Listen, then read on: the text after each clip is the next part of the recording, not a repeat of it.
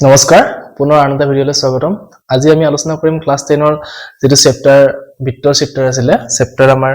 10 number চেপ্টাৰটো তো হেতু বিষয়ে আলোচনা কৰিম প্ৰথমতে আমি তাত থকা উপপাদ্যখিনি প্ৰমাণ কৰিম বা তাৰ যিখিনি আমাক লাগতিয়াল যিখিনি সূত্ৰ আছে সেইখিনি আলোচনা কৰিম তাৰ পিছত আমি অনুশীলনীৰ ফালে আগবাঢ়িম এতিয়া আমি প্ৰথমতে 10.1 অনুশীলনীটো আৰম্ভ কৰাৰ আগতে বিটৰ কিছুমান বেসিক আমি যিখিনি জানিবলগীয়া কথা আছে সেইখিনি শিকিলো এটা বৃত্তত আমি প্ৰথমতে কি পাইছিল এটা কেন্দ্ৰবিন্দু পাইছিল যেটো বৃত্তক বিন্দু কেন্দ্ৰ কৰি আমি এই ঘূৰণীয়া চিত্ৰটো আঁকিছিলো হেতু আমাৰ কেন্দ্ৰবিন্দু আছিল তো এই কেন্দ্ৰবিন্দুৰ পৰা যেতিয়া আমি এই বৃত্তৰ যেটো আমাৰ বাউন্ডাৰি আছে এখিনি কি বুলি কয় পৰিধি বুলি কয় তো কেন্দ্ৰবিন্দুৰ পৰা আমি পৰিধিলৈ যদি আস্থানি দিও ৰেখাডাল অংকন কৰোতে নহলে এডাল কি বুলি কয় বৃত্তটোৰ ব্যাসাৰ্ধ বুলিছিল এডালক ব্যাসাৰ্ধ ইংৰাজীত আমি ইয়াক কি ৰেডিয়াস বুলি কওঁ আৰু তাৰ পৰা আমি আৰ্ধৰ এইটো খুচাও ব্যাসাৰ্ধটো এতিয়া এই ব্যাসাৰ্ধটো যদি আমি কেন্দ্ৰৰ পৰা ইয়াল টানিব লাগে এই কেন্দ্ৰৰ পৰা যদি আমি গোটেইখিনি ফুল কৰি দিও একদম ইয়াৰ পৰা ইয়ালে জইল লগাই দিও কেন্দ্ৰৰ মাজেৰে যায় তেনেহলে এডালৰ নাম কি আছিল আমাৰ ব্যাস আছিল ডায়ামিটাৰ আছিল আৰু তাক আমি কি বুলি কওঁ শৰ্টত লিখিলে আমি বা টি আখৰটোৰে খুচাইছিলো এতিয়া আমি যেটো ব্যাসাৰ্ধ আছিল ব্যাসাৰ্ধটো ডাবল কৰিলে আমি কি পাইছিলো ব্যাস পাইছিলো তো ব্যাসৰ আধা কি হয় আমাৰ ব্যাসাৰ্ধ হয় তো ব্যাসাৰ্ধৰ পিছত আমি কি পাও যদি আমি বৃত্তটো ইটোমূৰৰ পৰা হেতুমূৰলৈ এনেকা আস্থানি দিওল বা ইয়াটা যদি টানো বা কেন্দ্ৰৰ মাজেৰে যদি টানো এনেকুৱা তো এডালক আমি কি বুলি কয় জিয়া বুলি কয় এডালৰ নাম কি আছিল জিয়া আৰু ইয়াৰ আটাইতকৈ দীঘল যেডাল জিয়া হ'ব হেডাল আমাৰ কোনডাল হ'ব বৃত্তৰ যেডাল ব্যাসডাল আছে আমাৰ কেন্দ্ৰৰ মাজেৰে যায় সেই কেন্দ্ৰৰ মাজেৰে যোৱা ব্যাসডাল কি হ'ব বৃত্তৰ আটাইতকৈ দীঘল জিয়া আৰু আমি কি এটা বৃত্তত অসংখ্য জিয়া অংকন কৰিব পাৰো তাৰ পিছত আহিব কি যদি আমি সেই জিয়াডাল দুই মুৰে বঢ়াই দিও ধৰহলে এডাল জিয়া দুই মুৰে বঢ়াই দিলে এপিনে গল আৰু এপিনে পাৰ হৈ গল তো এটো কি হল বৃত্তটোক এই ৰেখাডালে সেট কৰি গল দুটা বিন্দুত তাৰ মানে কি হ'ব এই ৰেখাডাল এই বৃত্তটোৰ কি বুলি ক'ব এডালক ছেদক বুলি ক'ব ছেদক নেক্সট আৰু এটা কি আহিলে যে বৃত্তৰ এটা বিন্দুক সেট কৰি গৈছে ধৰা হল পৰিধি যেটো আছে আমাৰ বাউন্ডাৰিটো আছে তাৰ পৰিধিৰ যিকোনো এটা বিন্দুক সেট কৰি কেনে ডাল ৰেখা পাৰ হৈ গৈছে তেনেহলে হেতুক কি বুলি ক'ব এই ৰেখাডালক স্পৰ্শক বুলি ক'ব স্পৰ্শ কৰি কেনে যদি এটা বিন্দুক স্পৰ্শ কৰি যায় তেনেহলে এডালক কি বুলি কয় স্পৰ্শক আৰু এই বিন্দুটো কি বুলি ক'ব স্পৰ্শ বিন্দু বুলি কয় স্পৰ্শ বিন্দু এতিয়া এই অনুশীলনীটোত বা এই চেপ্টাৰটো তোমালোকৰ স্পৰ্শ বিন্দু বা স্পৰ্শকৰ ওপৰত কিছুমান উপপাদ্য আছে বা কিছুমান অংক আছে তো সেইখিনি এপ্লাই কৰি আমি শিকিম আৰু এটা সূত্ৰ শিকিলো যেটো ত্ৰিভুজৰ সূত্ৰ আছিল আমাৰ সমকোণ ত্ৰিভুজৰ ক্ষেত্ৰত সমকোণ ত্ৰিভুজৰ ক্ষেত্ৰত যেটো সমকোণ ত্ৰিভুজ মানে কি এটা কোণ 90 ডিগ্ৰী হ'ব লাগিব তো 90 ডিগ্ৰী হলে এটা আমাৰ এটা পাইথাগোৰাছৰ উপপাদ্য এটা আছিল মানে কি আছিল যে ইয়াৰ বাহুকেইটাৰ নাম কি আছিল যেটো 90 ডিগ্ৰী হয় তেনেহলে এটো আমাৰ ভূমি আছিল আৰু এটা কি আছিল এটো লম্ব আছিল লম্ব আৰু এডাল আমাৰ কি আছিল অতিভুজ বা কৰ্ণ তো এই তিনিটা বাহুৰ এটা সম্পৰ্ক আছিল সেই সম্পৰ্কটো কি আছিল যেডাল কৰ্ণ বা তাতকৈ দীঘল যেডাল বাহু আছিল দীঘল বাহুটো আমি কেনেকৈ চিনাক্ত কৰিম যেটো আমাৰ 90 ডিগ্ৰী 90 ডিগ্ৰী কোণ আছে 90 ডিগ্ৰী কোণৰ ফ্ৰন্টত থকা যেডাল বাহু এডাল বাহু কৰ্ণ বুলি কয় বা ইংলিছত হলে হাইপোটেনাস তো আমি হেতু কৰ্ণটো যদি আমি বৰ্গ কৰো কৰ্ণৰ পৰা যেটো মান পাও সেই মানটো যদি স্কয়াৰ কৰো তেনেহলে বাকি দুটা বাহু যেটা আছে লম্ব আৰু ভূমি সেই দুটাক স্কয়াৰ কৰিলে যিমান পাম তো দুটাৰ মানখিনি কি হয় সেম হয় ইকুৱেল হয় তো যদি আমি লম্ব আৰু ভূমি দুটাৰ স্কয়াৰ কৰি কেনে যোগ কৰো তেতিয়ালে যোগফলটো কাৰ সমান হ'ব কৰ্ণৰ যেটো এই দীঘল বাহুডালৰ স্পৰ্শক এই দীঘল বাহুডালৰ যেটো দৈৰ্ঘ্য তাৰ বৰ্গৰ সমান হ'ব বৃত্তৰ চেপ্টাৰটো মই ত্ৰিভুজৰ এইটো উপপাদ্য কি আলোচনা কৰিলো কাৰণ তোমালোকৰ এই অনুশীলনীটোত কিছুমান অংকত এই যেটো সূত্ৰ আছে এটো ব্যৱহাৰ হৈছে সেইকাৰণে আগতে এই বস্তুটো কনসেপ্টটো ক্লিয়াৰ কৰিলো যে কি আমাৰ যদি লম্ব থাকে এটা বা এটা কি 90 ডিগ্ৰী কোণ থাকে ত্ৰিভুজ এটাত তেনেহলে হেতু ত্ৰিভুজক কি বুলি কয় সমকোণ ত্ৰিভুজ বুলি কয় আৰু সেই 90 ডিগ্ৰী কোণৰ যেটো সন্মুখত বাহু থাকে হেডালক কি কয় কৰ্ণ আৰু বাকি লম্বডাল এডাল ভূমি এডাল তো এই কৰ্ণডালৰ যেটো স্কয়াৰ হয় ধৰা হল কৰ্ণডালৰ মান আমাৰ 5 তেনেহলে এই 5 টো স্কয়াৰ কৰিলে যিমান হ'ব বাকি এটো আৰু এটোৰ বাহুটোৰ মান ধৰা হল 3 আৰু এটো ধৰা হল 1 আছে তো আমি এটো 3 স্কয়াৰ কৰিলে যিমান হ'ব এটো স্কয়াৰ কৰিলে যিমান হ'ব এটো যোগ কৰিলে যিমান আমি ভ্যালু পাম এই 5 টো স্কয়াৰ কৰিলে সেইখিনি ভ্যালু পাম এটা আমি মান দুটা মই এনে লৈছো শুদ্ধ নহব পাৰে কিন্তু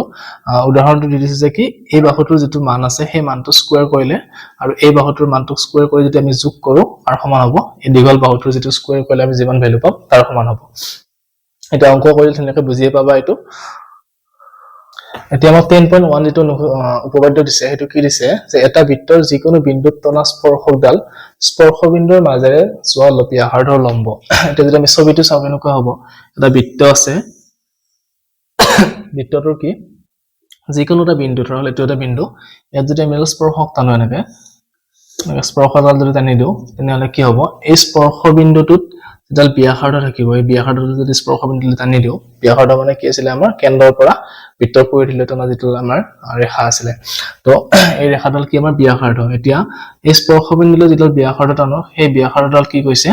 যে স্পৰ্শকডালৰ ওপৰত লম্ব হয় লম্ব মানে কি এই কোণটো যদি আমি জুখি চাওঁ কিমান হ'ব 90 ডিগ্ৰী হ'ব এইটো প্ৰমাণ কৰিব দিছে এতিয়া আমি কেনেকৈ প্ৰমাণ কৰিম তো প্ৰথমে নামকৰণ কৰিলো ধৰা হল এটো O বিন্দু O কেন্দ্ৰৰ বৃত্ত এটো বিন্দু P বিন্দুত স্পৰ্শ বিন্দু আছিলে তো ৰেখাডাল আমাৰ কি x এডাল ৰেখা আৰু এডাল y মানে xy ৰেখাডাল P বিন্দুৰ মাজে পাৰ হৈ গৈছে বৃত্তটো P বিন্দু স্পৰ্শ কৰি গৈছে এটা প্ৰমাণ কৰিব লাগে যে OP লম্ব xy সেইখিনি আমি প্ৰথমতে লিখি লওঁ প্ৰমাণ O কেন্দ্ৰীয় বৃত্তৰ O কেন্দ্ৰীয় বৃত্তৰ P স্পৰ্শ বিন্দুত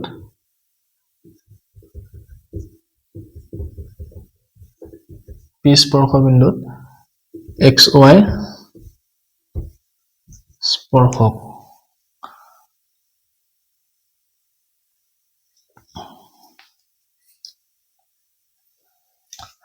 xy স্পৰ্শক এটা আমি প্ৰমাণ কৰিব কি লাগে যে আমি প্ৰমাণ কৰিব লাগে যে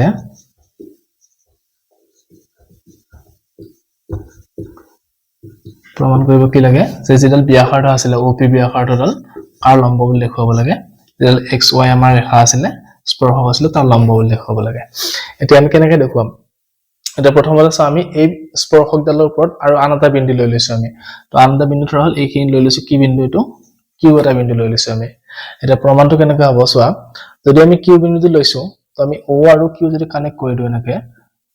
তেতিয়া কিউ বিন্দুটো আমাৰ কি আছে বৃত্তটো বাহিৰত আছে এটো বাহিৰত কেনেকৈ থাকে হ'ব কাৰণ কি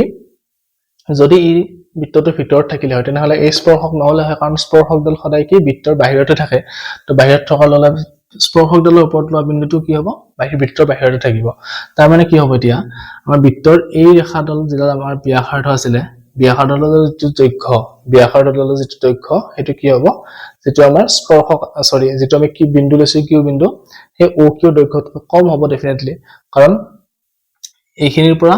এইখিনিলৈ আমাৰ কি বৃত্তটোৰ ভিতৰতে আছে এইখিনি ৰেখা তো বৃত্তৰ বাহিৰলৈ যোৱা মানে কি কেন্দ্ৰৰ পৰা দূৰত্বটো মানে বাঢ়ি গৈ থাকিব বা ইপিনে যদি আমি লওঁ ইয়াতেও যতে নলওঁ কিয় ৰেখাডালত সদায় এই বিন্দুটোতকৈ কি হ'ব দৈৰ্ঘ্যটো বেছিয়ে হৈ থাকিব কাৰণ এইটো বৃত্তৰ বাহিৰত আহি যাব বৃত্ত এটা ব্যাসাৰ্ধটো কি হ'ব আটাইতকৈ ব্যাসাৰ্ধটো কি হ'ব আমাৰ বৃত্তটোৰ ভিতৰত থকা আটাইতকৈ সৰু বিন্দু হ'ব বা বৃত্তটোৰ পৰিধিত থকা বিন্দু হ'ব তাৰ পৰা যদি আমি এফালে যাওঁ মানে এটা বিন্দু গৈ গলে কি হ'ব এইটো বৃত্তটোৰ বাহিৰতে থাকিব বিন্দু কেইটা তাৰ মানে ইয়াৰ যেটো ব্যাসাৰ্ধ আছিল ব্যাসাৰ্ধতকৈ বাহিৰত গুচি যাব যোৱাৰ লগে দৈৰ্ঘ্যটো বেছি হৈ যাব তাৰ মানে কি পাম আমি OP দৈৰ্ঘ্যটো OQ দৈৰ্ঘ্যতকৈ সৰু পাম এতিয়া আমি এটা কথা জানো যে এডাল ৰেখাৰ ওপৰত যদি বিন্দু এটা আছে সেই বিন্দুটোৰ পৰা যেটো আটাইতকৈ কম দৈৰ্ঘ্যৰ যেটো আমি ৰেখা পাও সেই ৰেখাডাল সদায় কি হয় বৃত্তটোৰ এই ৰেখাডালৰ ওপৰত লম্ব হয় যদি আমি অলপমান বেছি এটা এডাল ৰেখা ললো বা এডাল ৰেখা ললো এটা এই তিনিডাল বা এই চাৰিডাল ৰেখা আটাইতকৈ কম দৈৰ্ঘ্যৰ কোনডাল হ'ব এডালে হ'ব আমাৰ গতিকে এই ৰেখাডাল কি হ'ব এই ৰেখাডালৰ ওপৰত সদায় লম্ব হ'ব গতিকে এইটো বস্তুটো কেনেকুৱা হ'ব এই যেডাল স্পৰ্শক আছে এই স্পৰ্শকডালৰ ওপৰত আটাইতকৈ কম দৈৰ্ঘ্যৰ ৰেখা কোনডাল হ'ব আমাৰ বৃত্তটোৰ ব্যাসাৰ্ধডালেই হ'ব গতিকে ব্যাসাৰ্ধডাল কি হ'ব এই xy ৰেখাৰ ওপৰত লম্ব হ'ব তো আমি সেইখিনি লিখি দিলে প্ৰমাণটো ধুনীয়াকৈ হৈ যাব তো আমি কি লিখিম এতিয়া p ৰ বাহিৰেও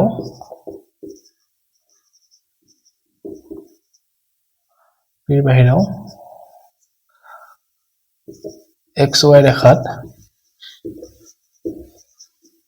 কিউ এটা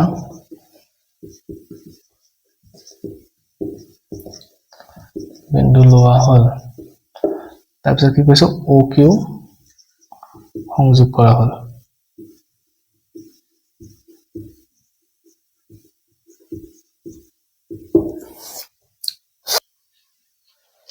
তো যেহেতু আমাৰ xy ৰেখাডাল কি স্পৰ্শক ছেদক নহয় তাৰ মানে কি স্পৰ্শক হলে কি বাহিৰত থাকিব গতিকে কিউ বিন্দুটো আমাৰ কি বৃত্তটোৰ বাহিৰতে থাকিব তো লিখি দিও যেহেতু xy স্পৰ্শক গতিকে কিউ বিন্দুটো ক'ত আছে আমাৰ বৃত্তটোৰ বৃত্তটোৰ ক'ত থাকিব এইটো বাহিৰত থাকিব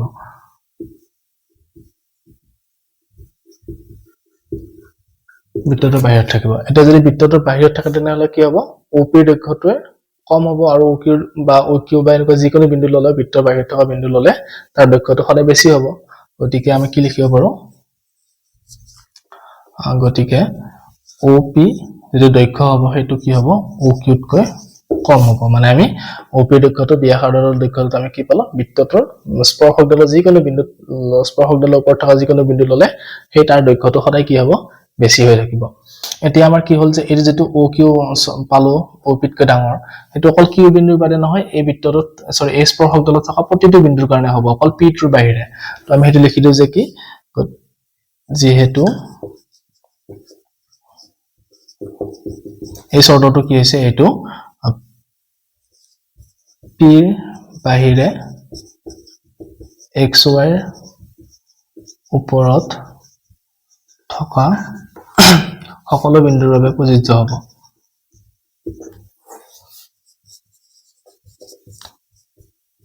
সকলো বিন্দুৰ বাবে প্ৰযোজ্য মানে কি পালো আমি যে P বিন্দুটোৰ বাহিৰে XY ৰ ওপৰত যিকোনো বিন্দু ললে কি হ'ব OP ৰ দৈৰ্ঘ্যটো আটাইতকৈ কম হৈ থাকিব আৰু সেই গোটেইকেইটা বিন্দুৰ দৈৰ্ঘ্য এই O বিন্দুৰ পৰা কি হ'ব বা কেন্দ্ৰৰ পৰা কি হ'ব বেছিয়ে হ'ব গতিকে OP ৰ দৈৰ্ঘ্য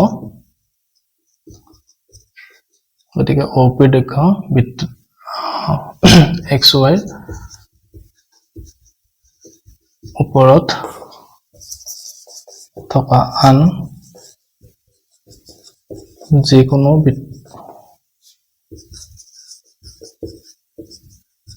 বিন্দুৰ পৰা O লৈ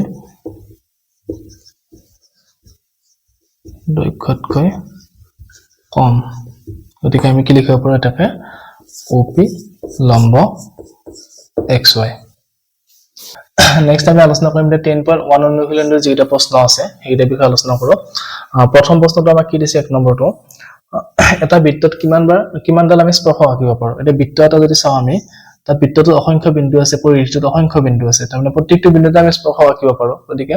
এটা বৃত্তত কি হ'ব আমি অসংখ্য স্পৰ্শ আঁকিব পাৰো অসংখ্য স্পৰ্শক ইয়াতে এটা বৃত্তত কিমান থাকিব অসংখ্যডাল স্পৰ্শক থাকিব তো প্ৰথমটো উত্তৰ আমি কি লিখিম যে অসংখ্য স্পৰ্শক থাকিব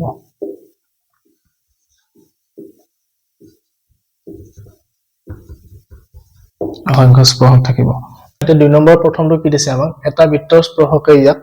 ডেশ বিন্দুত ছেদ কৰে এটা বৃত্ত এটা আঁকিছো আমি তাৰ স্পৰ্শক 18 এডাল স্পৰ্শক এটা স্পৰ্শকে বৃত্তটোক কেইটা বিন্দুত ছেদ কৰিছে এটা বিন্দুত ছেদ কৰিছে যেটা গতিকে উত্তৰটো কি হ'ব আমাৰ এটা বিন্দুত ছেদ কৰিব তাৰ পিছতো কি দিছে আমাক দুই নম্বৰটো এটা বৃত্তক দুটা বিন্দুত ছেদ কৰা ৰেখাডালক কি বুলি কোৱা হয় দুটা বিন্দুত ছেদ কৰিলে এনেকুৱা আছিলে আমাৰ বৃত্তটো যেটা আৰম্ভণিতে মই কৈছিলো যে কি দুটা বিন্দুত ছেদ কৰাৰ লগে লগে এটো কি হৈ যাব ডাল ছেদক হ'ব এটো গতিকে এটো উত্তৰ কি হ'ব আমাৰ ছেদক তিন নম্বৰটো কি দিছে এটা বৃত্তৰ বৰ বেছি ডেশডাল সমান্তৰাল ৰেখা থাকিব পাৰে স্পৰ্শক থাকিব পাৰে বৃত্ত এটা এডাল আমি স্পৰ্শ আঁকিলো ইয়াৰ সমান্তৰাল হলে কেনেকুৱা হ'ব এনেকুৱা হ'ব তো বৃত্তটো কি খুব বেছিটা এজোৰা থাকিব বা দুডাল সমান্তৰাল স্পৰ্শক থাকিব পাৰে তো আমি লিখিলো কি এটো আমি লিখিব পাৰো দুডাল বা দুটা স্পৰ্শক সমান্তৰাল স্পৰ্শক থাকিব পাৰে তাৰ পিছত দিছে কি এটা বৃত্তৰ এডাল স্পৰ্শক আৰু বৃত্তটোৰ উমৈহতীয়া বিন্দুটো কি বলে এতিয়া এডাল স্পৰ্শক আছিল আৰু বৃত্তটোৰ উমৈহতীয়া বিন্দু আছিল তো এটা আমি কি বুলি কৈছিলো স্পৰ্শ বিন্দু আছিল গতিকে উত্তৰটো কি হ'ব এটো স্পৰ্শ বিন্দু তো প্ৰথমটো আছিল উত্তৰ এটা বিন্দুত ছেদ কৰা স্পৰ্শকে দ্বিতীয়টো আমাৰ কি বৃত্তৰ ছেদকে দুটা বিন্দুত ছেদ কৰি হেলে কি বলে ছেদক বলে আৰু সমান্তৰাল এডাল বা দুটা থাকে আমাৰ এজোৰ সমান্তৰাল ৰেখা বা দুটা সমান্তৰাল ৰেখা থাকে আৰু কি হ'ব যেটো স্পৰ্শক বিন্দু যেটো আমাৰ স্পৰ্শকে যেটো বিন্দুত ছেদ কৰে বৃত্তটো হেতুক আমি কি বুলি কওঁ স্পৰ্শ বিন্দু বুলি কওঁ এতিয়া আমাক কি দিছে 3 নম্বৰ প্ৰশ্নটো যে 5 সেন্টিমিটাৰ ব্যাসাৰ্ধযুক্ত এটা বৃত্তৰ এটা বিন্দুত পিত টনা এডাল স্পৰ্শক PQ কেন্দ্ৰ O মাজেৰে যোৱা এডাল ৰেখা Q বিন্দুত লগ লাগে এতে যাতে OQ দূৰত্ব কিমান 12 সেন্টিমিটাৰ দিছে এটা PQ দৈৰ্ঘ্য উলিয়াব দিছে তো এটা বৃত্ত দিয়া আছে আমাক বৃত্তটোৰ কি এটা বিন্দু পিত এটা স্পৰ্শক আছে কি PQ স্পৰ্শক এডাল আছে কেন্দ্ৰটো ধৰা হল O কেন্দ্ৰ এটা কেন্দ্ৰ O মাজেৰে যোৱা এডাল ৰেখা Q বিন্দুত লগ লাগে এটা এই ৰেখাডাল ইয়াৰ পৰা কেনেকৈ হৈছে Q বিন্দুত লগ লাগিছে এটা Q বিন্দু আৰু এটা P আৰু এডাল আমাৰ বৃত্তৰ ব্যাসাৰ্ধ ডাল আছিলে এতিয়া আমাক কৈছে যে OQ দূৰত্ব আমাক কিমান দিছে 12 সেন্টিমিটাৰ দিয়া আছে এতিয়া আমাক উলিয়াব দিছে যেটো PQ স্পৰ্শক ডালৰ দৈৰ্ঘ্য কিমান হ'ব কৈছে বা আৰু এটো বৃত্তৰ ব্যাসাৰ্ধ কিমান দিয়া আছে 5 এতিয়া যে মই আৰম্ভণিতে বৃত্তৰ আৰম্ভণিতে সৰি এতিয়া যে আমি ভিডিওটোৰ আৰম্ভণিতে মই যেটো পাইথাগোৰাছৰ উপপাদ্যৰ কথা কৈছিলো সমকোণ ত্ৰিভুজৰ ক্ষেত্ৰত হেতু ইয়াতে ব্যৱহাৰ হ'ব এতিয়া সব আমি 12 যেটো 10.1 উপপাদ্য আছিল তাত পাই আহিছিল যে কি স্পৰ্শকডাল বৃত্তৰ স্পৰ্শ বিন্দুত টনাস্পৰ যেডাল ব্যাসাৰ্ধ আছে সেই স্পৰ্শকডালৰ লগত লম্ব হয় তাৰ মানে এটো 90 ডিগ্ৰী আমি এটো কি পাম এটা সমকোণ ত্ৰিভুজ পাম সমকোণ ত্ৰিভুজ পোৱাৰ লগে লগে আমি এটো পাইথাগোৰাছৰ উপপাদ্যটো ব্যৱহাৰ কৰিলে এই যেটো আমাৰ বাহুৰ মান দিয়া নাই এই বাহুটোৰ মানটো উলিয়াব পাৰিম এটা পাইথাগোৰাছৰ উপপাদ্যৰ মতে কি আছিল যেটো সমকোণ ত্ৰিভুজৰ যেটো সমকোণৰ সন্মুখত থকা বাহু এটো আমাৰ কৰ্ণ আছিল তো হেতু যেটো বৰ্গটো OQ স্কয়াৰ এই বৰ্গটো কাৰ সমান হয় বাকি দুটা বাহুৰ বৰ্গৰ যোগফলৰ সমান তাৰ মানে OP স্কয়াৰ যোগ PQ স্কয়াৰ এটো আমি লিখিব পাৰো এটা ইয়াৰ মানখিনি বহাই চাও OQ ৰ মান কিমান দিছে আমাক 12 গতিকে এটো 12 স্কয়াৰ ইকুৱেল টু OP ৰ মান কিমান দিছে 5 তো 5 স্কয়াৰ প্লাস তো PQ ৰ মানটো যেটো দিয়া নাই এটো এনেকৈ থাকিলে এটো কিমান 12 স্কয়াৰ মানে হল 144 এটো 5 স্কয়াৰ মানে আমি কিমান লিখিব পাৰো 25 প্লাস আমাৰ এটো PQ স্কয়াৰ এটা আমি যেটো PQ মানটো উলিয়াব লাগে তেনেহলে আমি 25 টো এফালে আনিম বা আমি কি কৰিম PQ টো একসেপ্ট কৰিম বাকি সংখ্যাকিটা আমি একসেপ্ট কৰিম তো আমি এনেকৈ লিখিব পাৰো 144 25 ইকুৱেল টু PQ স্কয়াৰ তো আমি 144 ৰ পৰা 25 গলে কিমান থাকিব 119 ইকুৱেল টু PQ স্কয়াৰ তাৰ মানে PQ ভ্যালুটো কিমান হ'ব এতিয়া PQ ইকুৱেল টু √119 স্কয়াৰটো এটা আহিলে কি হল √over হৈ আহিলে এখানে সেন্টিমিটাৰ তাৰ মানে আমাৰ শুদ্ধ উত্তৰটো কি হ'ব অপচন D2 যে √119 সেন্টিমিটাৰ তো সেই কাৰণে মই ভিডিওটো আৰম্ভণিতে আমি পাইথাগোৰাছৰ যেটো উপপাদ্য আলোচনা কৰিছিলো এটো কাৰণতে কৰিছিলো যে ইয়াৰ বৃত্তৰ যিকিটা অংক আছে তাত এই উপপাদ্যটো বহুত বাৰ মানে ব্যৱহাৰ হৈছে এতিয়া উপপাদ্যটো বুজিবলৈ ধুনীয়া অংকটো কৰাৰ সুবিধা হয় তো আমাৰ উত্তৰটো আমি কিমান পালোগে √119 সেন্টিমিটাৰ যেটো আমাৰ অপচন D আছিল দিছে এটা বৃত্ত আঁকিব দিছে আৰু বৃত্তটোৰ কি কৈছে প্ৰদত্ত ৰেখাডাল দিছে ধৰা হল এটো এটা বৃত্তত এনেকুৱা এটা ৰেখা আঁকা আছে এতিয়া এই ৰেখাডালৰ কি কৈছে দুডাল ৰেখা এনেকুৱা ৰেখাডাল আঁকিব দিছে যাতে এডাল কি হয় বৃত্তটো স্পৰ্শক হয় আৰু আনডাল বৃত্তটো ছেদক হয় এটা স্পৰ্শক মানে কি সমান্তৰাল হ'ব লাগে কি আছিল ৰেখাডাল সমান্তৰাল মানে আমি কেতিয়া গৈ কেতিয়া কাটাকাটি নকৰে এটো এডাল ৰেখা কেতিয়া কাটাকাটি নকৰে মানে ইয়াৰ পৰা ইয়ালৈ যিমান দূৰত্ব ইয়াৰ পৰা ইয়ালৈ সেম দূৰত্ব হ'ব লাগিব ইয়াৰ পৰা ইয়ালৈ সেম দূৰত্ব হ'ব লাগিব তাৰ মানে এতিয়া এই ৰেখাডালৰ সমান্তৰাল ৰেখা হলে আমি এনেকৈ আঁকিব লাগিব এটা আঁকিব দিছে দুডাল ৰেখা তাৰ এডাল কি ছেদক হ'ব লাগিলে কি হ'ব বৃত্তৰ দুটা বিন্দু ছেদ কৰিব লাগিব তো আমি ইয়াৰ সমান্তৰালকৈ আঁকিলো এনেকুৱাকৈ তো এই ৰেখা দিলে এটো বিন্দু ছেদ কৰি গল আৰু এটা কি হ'ব আমাৰ বৃত্তৰ স্পৰ্শক আঁকিব দিছে গতিকে স্পৰ্শক এটা আঁকি দিলো এই স্পৰ্শকডালৰ কি হল এডাল সমান্তৰাল হল আৰু এই ধৰা হল এটা নামকৰণ কৰিছো আমি এটো ওপেন্দ্ৰীয় বৃত্ত আছিল আমাৰ তো ৰেখাডাল আমাৰ প্ৰদত্ত ৰেখাডাল আছিল AB এটা ছেদকডাল কি হ'ব PQ ধৰিলো আৰু স্পৰ্শকডাল আমি কি লিখিব পাৰো XY তো এনেকৈ লিখি দিয়া যে PQ ইকুৱেল টু আমাৰ কি ডাল PQ ডাল ছেদক আৰু XY ডাল আমাৰ কি হয় স্পৰ্শক তো চিত্ৰটো আমাৰ কি হ'ব এনেকুৱা ধৰণৰ হ'ব তো এটো ভিডিওত আমি 10.1 ৰ অংকখিনি আলোচনা কৰিলো নেক্সট ভিডিওত আমি কি কৰিম 10.2 ৰ যিখিনি অংক আছে বা তাত আগত যিখিনি আমাৰ উপপাদ্য আছে সেইখিনি বিষয়ে আলোচনা কৰিম ধন্যবাদ